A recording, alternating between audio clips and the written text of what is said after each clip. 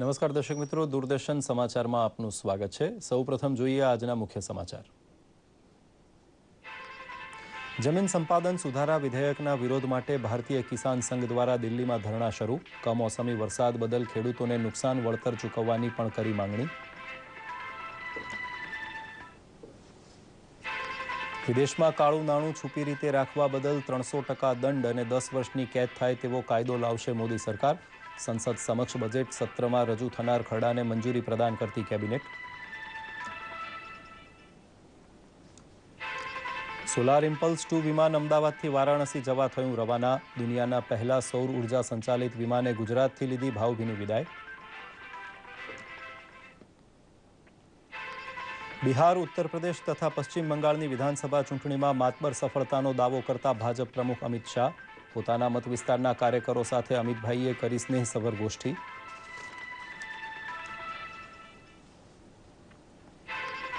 અને આઈસીસી વિશ્વકપની પ્રથમ ક્વાર્ટર ફાઇનલમાં દક્ષિણ આફ્રિકા સામે 134 રનનો લક્ષ્યાંક મૂકતું શ્રીલંકા। ઇમરાન તાહિરે ઝડપી 4 વિકેટ, બ્યુમિનીએ લીધી હેટ્રિક। જોઈએ સમાચાર વિગતવાર। જમીન સંપાદન સુધારા વિધેયકના વિરોધમાં ભારતીય કિસાન સંઘ આજે નવી દિલ્હીના જંતર મંતર ખાતે ધરણા કરી રહ્યું છે। સંગઠન કમોસમી વરસાદના કારણે ખેતરના ઊભા પાકને થયેલા મોટા પાયે નુકસાનના બદલામાં સરકાર પાસે વળતરની માંગણી કરે તેવી પણ શક્યતા છે। બીજી બાજુ આ બિલ મુદ્દે સર્જાયેલી મડાગાંઠ વચ્ચે કોંગ્રેસનું પ્રતિનિધિ મંડળ પણ આજે પ્રધાનમંત્રી નરેન્દ્ર મોદીને મળે તેવી શક્યતા છે। કેન્દ્રીય કાયદા મંત્રી સદાનંદ ગૌડાએ આઈએએસ અધિકારી ડીકે રવિના અકુદરતી મૃત્યુની તપાસ સીબીઆઈને સોંપવાની માંગણી કરી છે। તેમણે જણાવ્યું હતું કે આ ઘટનાનું સત્ય પ્રજા સમક્ષ લાવવું જરૂરી છે। તેઓ આ મુદ્દે રજૂઆત માટે આજે ગૃહમંત્રી રાજનાથસિંહને મળે તેવી પણ શક્યતા છે। બીજી બાજુ રેત માફિયા સામે લડત આપનારા અધિકારીના મોતનું રહસ્ય ઉકેલવા સીબીઆઈ તપાસની માંગણી સાથે કર્ણાટક વિધાનસભામાં વિપક્ષે ગઈ આખી રાત ધરણા કર્યા હતા। કોલસા ખાણ અને ખનીજ બિલ અંગે બંને પસંદગી સમિતિઓના અહેવાલ આજે રાજ્યસભામાં રજૂ કરાયા હતા। રિપોર્ટ રજૂ થયા બાદ વિપક્ષોના ઉહાપોહના કારણે ગૃહનું કામકાજ 10 મિનિટ માટે મોકૂફ રાખવું પડ્યું હતું। આ અગાઉ રાજ્યસભાએ ખાણ અને ખનીજ સુધારણા બિલ 2015 તેમજ કોલસા ખાણ બિલ 2015 સંલગ્ન સમિતિઓને મોકલ્યું હતું। બંને વટહુકમોનો સમયગાળો 5મી એપ્રિલના રોજ પૂરી થશે।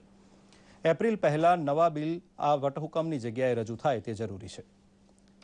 સંસદનું બજેટ સત્ર લંબાવવું કે કેમ તે મુદ્દે નિર્ણય માટે આજે નવી દિલ્હીમાં સંસદીય બાબતોની કેબિનેટની કમિટીની બેઠક મળી હતી, પરંતુ શું નિર્ણય થયો તેની વિગત બહાર આવવી બાકી છે। સંસદના પડતર કામોને ધ્યાનમાં રાખતા જરૂર જણાય તો સત્ર 2 દિવસ લંબાવવાની સરકારે તૈયારી બતાવી છે।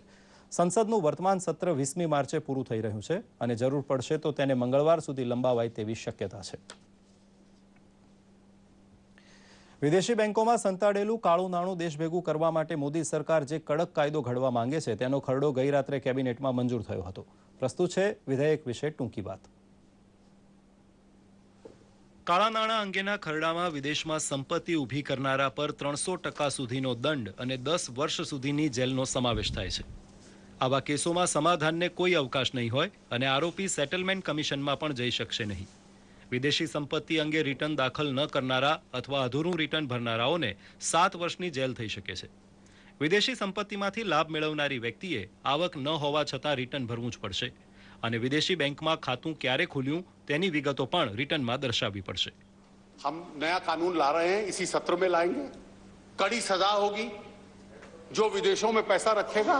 300% तक पेनल्टी होगी। कोई सेटलमेंट कमीशन नहीं होगा, कोई कंपाउंडिंग नहीं होगी और 10 साल तक की सजा होगी। વિદેશમાં પડેલી દેશની આ મૂડીનું પગેરું મેળવવા કેબિનેટે અમેરિકા સાથેની એક સંધિના મુસદ્દાને પણ લીલી ઝંડી આપી છે, જેનાથી ભારતને અમેરિકા સહિત 52 દેશોમાંથી કાળા નાણાં અંગેની માહિતી મળી શકશે।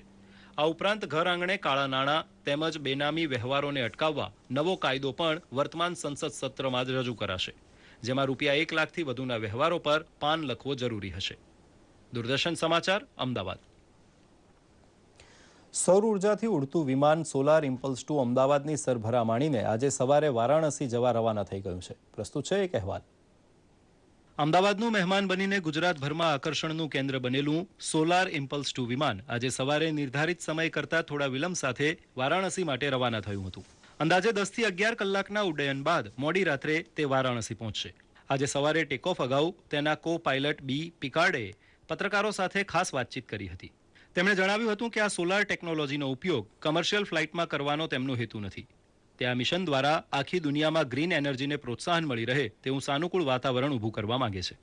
The message of Solar Impulse is to demonstrate that we can achieve incredible things with renewable energies and clean technologies, like flying around the world in a solar airplane, flying day and night with no fuel.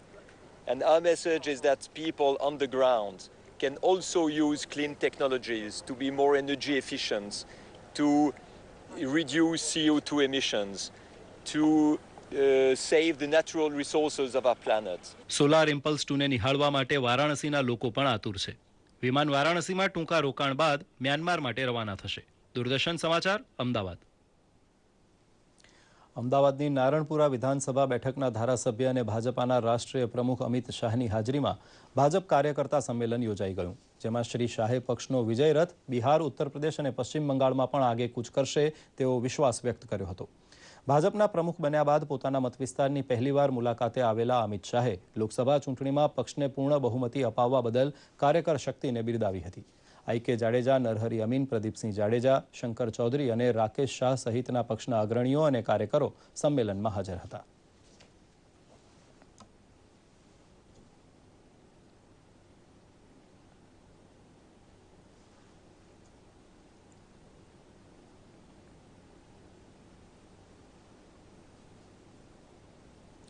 ઉર્જા મંત્રી શ્રી સૌરભભાઈ પટેલે જણાવ્યું છે કે મોદી સરકારે ગુજરાતને વર્ષોથી crude oil royalty મામલે યુપીએ સરકારે કરેલો અન્યાય દૂર કરી રૂપિયા 763 કરોડ ચૂકવી આપ્યા છે. એટલું જ નહીં, આગામી 6 માસમાં ગુજરાતને બીજા 800 કરોડ રૂપિયા આ રોયલ્ટી પેટે ચૂકવવાની ખાતરી પણ આપી છે. રાજ્યોની આર્થિક સ્થિતિ સદ્ધર થાય તેવા પગલાં બદલ તેમણે પ્રધાનમંત્રી મોદીનો અંગત આભાર માન્યો હતો. આબોહવા પરિવર્તન જેવા વૈજ્ઞાનિક નામે ઓળખાતી આફત શાકભાજી જેવા રોજિંદા ખોરાકની ચીજવસ્તુ સુધી પહોંચી ચૂકી હોવાના અણસાર દક્ષિણ ગુજરાતમાં જોવા મળ્યા છે. જોઈએ આ રિપોર્ટ. સુરતના એપીએમસી માર્કેટમાં ભરૂચથી માંડીને વલસાડ સુધીના પાકતા વટાણા, રીંગણ, તુરિયા, પાપડી, પરવળ, ટિંડોળા, ગવાર, કોબીજ સહિતના શાકભાજી ઠલવાય છે. આ તમામ લીલા શાકભાજીના પાકને કમોસમી વરસાદને કારણે મોટું નુકસાન થયું છે અને ઉતારો 30 થી 40% ઘટી ગયો છે. આ વર્ષે કંઈક આપણાથી કુદરત રૂઠેલી છે. આ વાતાવરણના ફરકમાં અને ખાસ તો કમોસમી વરસાદ અને અમુક વિસ્તારમાં જે કરા પડ્યા છે એ કરાના લીધે શાકભાજીના ઊભા પાકમાં ઘણો જ મોટો નુકસાન છે. શાકભાજીની આવક ઘટતા છૂટક બજારમાં કિલોએ 20 રૂપિયાથી 40 રૂપિયા જેટલો ભાવ વધારો થયો છે.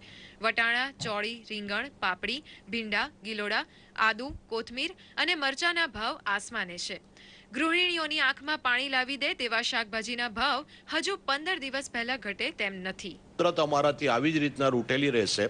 આવનારા દિવસોમાં શાકભાજી ઘણી જ મોંઘી થવાની સંભાવનાઓ અમે વેપારીઓ સેવી રહ્યા છે. શાકભાજી જેવી રોજિંદા ખોરાક સુધી જળવાયુ પરિવર્તનની અસર પહોંચી ચૂકી છે, તે સ્વીકારવું પડશે. દૂરદર્શન સમાચાર, અમદાવાદ. અને હવે જોઈએ કેટલાક મહત્વના આંતરરાષ્ટ્રીય સમાચાર સંક્ષિપ્તમાં.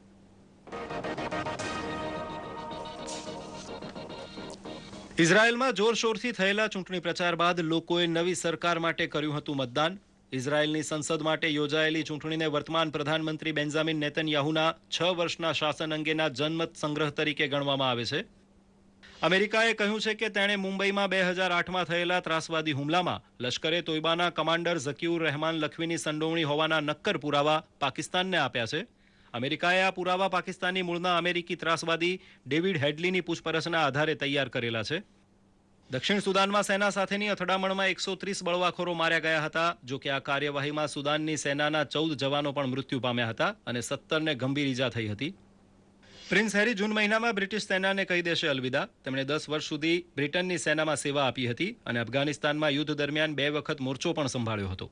30 વર્ષીય પાયલટ હેરી જૂન મહિનામાં સેના છોડતા અગાઉ ન્યૂઝીલેન્ડ અને ઓસ્ટ્રેલિયાના પ્રવાસે જશે.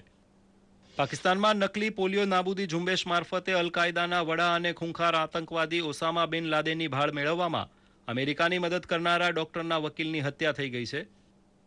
વાનુવાતુ ટાપુ પર વાવાઝોડા પામના કારણે મોટા પાયે ખાના ખરાબી સર્જાઈ છે. સરકારે વાવાઝોડાના પગલે દેશમાં ખાદ્ય સામગ્રીની અછત ઊભી થવાની ભીતિ વ્યક્ત કરી છે.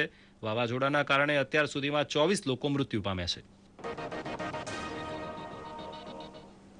ભારત જેવા કૃષિ પ્રધાન દેશમાં ખેડૂતોને સારા પાક માટે ચોમાસું સારું રહે તેવી આશા હોય છે. હવામાનની આગાહી કરતી આધુનિક પ્રવૃત્તિઓની સાથે પરંપરાગત રીતે ચોમાસાનો વર્તારો રજૂ કરવાની પ્રથા પણ તેટલી જ જાણીતી છે. આવો જ પરંપરાગત વર્તારો મહેસાણાના પાલોદર ગામે શુકન મેળામાં જાહેર થયો હતો, જે મુજબ આગામી વર્ષે વરસાદની ઘણી રાહ જોવી પડશે. અનુભવી ખેડૂતો અને ઋતુ વિજ્ઞાનના જાણકારો હવામાનમાં થતા ફેરફારો તેમજ પવનની દિશા જેવા માપદંડોના આધારે આવી આગાહીઓ કરતા હોય છે. હોળી બાદના 11મા અને 12મા દિવસે પાલોદરમાં યોજાતા આ શુકન મેળામાં ખેડૂતો અને આસપાસના લોકો ભારે કુતૂહલ સાથે ભાગ લે છે.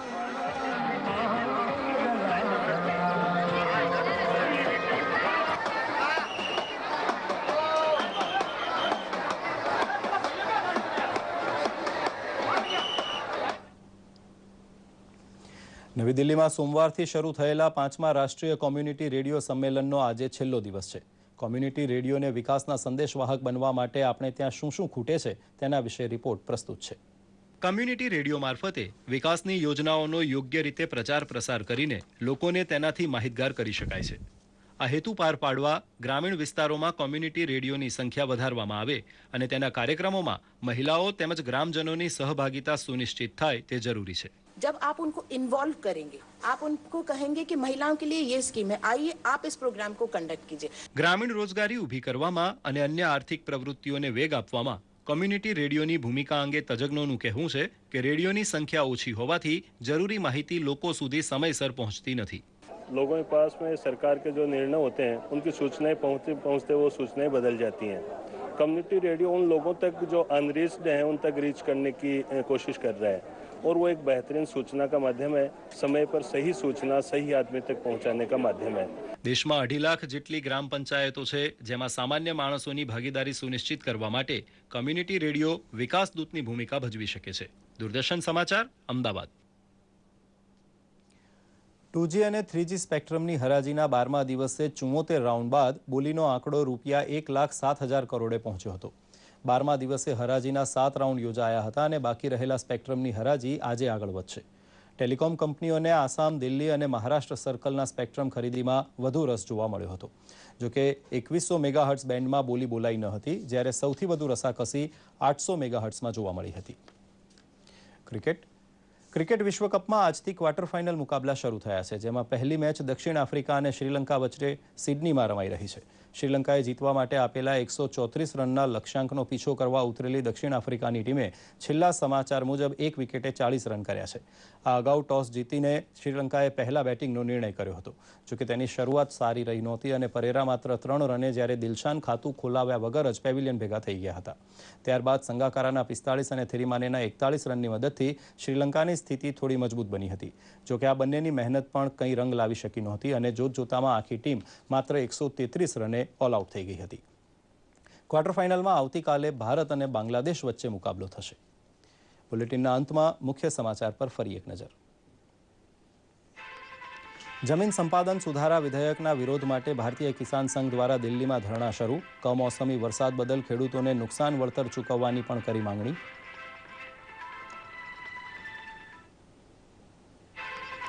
વિદેશમાં કાળું નાણું છુપી રીતે રાખવા બદલ 300% દંડ અને 10 વર્ષની કેદ થાય તેવો કાયદો લાવશે મોદી સરકાર. સંસદ સમક્ષ બજેટ સત્રમાં રજૂ થનાર ખરડાને મંજૂરી પ્રદાન કરતી કેબિનેટ.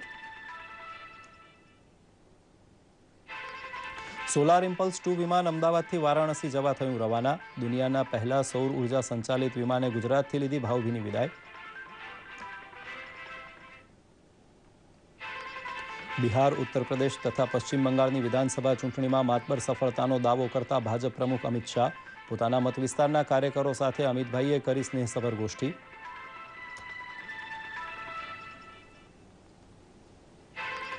અને આઈસીસી વિશ્વકપની પ્રથમ ક્વાર્ટર ફાઇનલમાં દક્ષિણ આફ્રિકા સામે 134 રનનો વિજય લક્ષ્યાંક મૂકતું શ્રીલંકા. ઇમરાન તાહિરે ઝડપી 4 વિકેટ, ડ્યુમિનીએ લીધી હેટ્રિક. તો આ સાથે જ આ સમાચાર બુલેટિન અહીં સમાપ્ત કરીએ છીએ. નમસ્કાર.